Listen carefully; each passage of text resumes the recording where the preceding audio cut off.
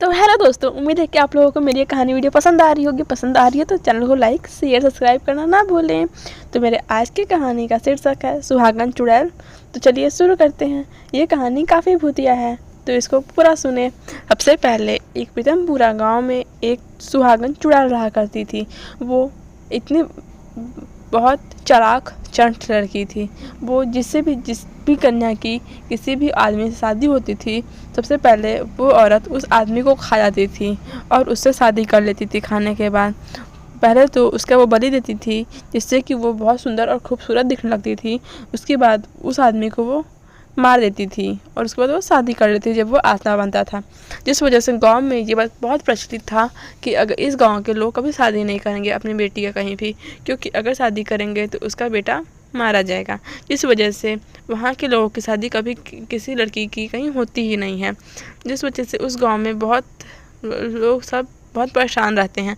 जिस वजह से एक दिन एक गांव का बूढ़ा आदमी गांव के बाहर जाके किसी पंडित को ये सब बात बताता है कि मेरे गांव में ऐसी ऐसी बात है, ये सब होता है। एक सुहागन चुड़ैल है जो सबके पति को खा जाती है। जिस वजह से पंडित जी कहते हैं ठीक है, इतनी बड़ी बात है तो ठीक है, मैं तुम्हारे गांव में चल कर इसका एक योजना बना के इसका मैं एक रुष्ट निकालूंगा। ये कह के पंडित जी उस गांव में आते हैं और सब कुछ छानते देखते हैं कि हाँ, इस गांव में तो बहुत भयंकर चीज़ चल रहा है, आप मेरे पास पहले क्यों नहीं आए। फिर ये करने के बाद पंडित जी एक कन्या को बुलाते हैं और उसकी शादी अपने बेटे से करने को बोलते हैं।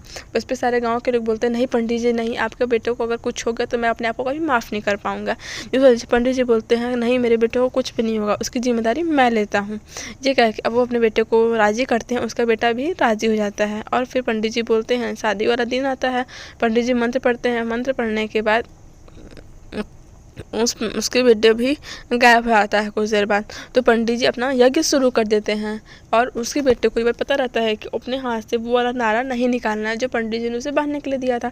तो उनका बेटा वो नारा कभी निकालता ही नहीं है अपने हाथ से, और वो जाके एक त्रिशूल लेके गया रहता है। जिस वजह से वो सुहागन चुड़ैल को मार देता है वहीं पे, और वहीं पे सुहागन चुड़ैल का द एंड हो जाता है। उसके बाद उस गाँव में जिसकी भी कन्या बाकी थी सबकी शादी पंडित जी कराते हैं खोज खोज के। और वो पंडित जी उस गाँव में फिर एक मंदिर बनवाते हैं बड़ा सा और बोलते हैं अब इस मंदिर में हमेशा तुम लोग पूजा करो और तुम्हारे गांव में या फिर कहीं भी कुछ भी हो नहीं होगा। ये सब सुन के गाँव के लोग बहुत खुश होते हैं और उस दिन बहुत बारिश होता है, सब लोग बहुत खुश होता है और फिर सब लोग अपने काम में लग जाता है।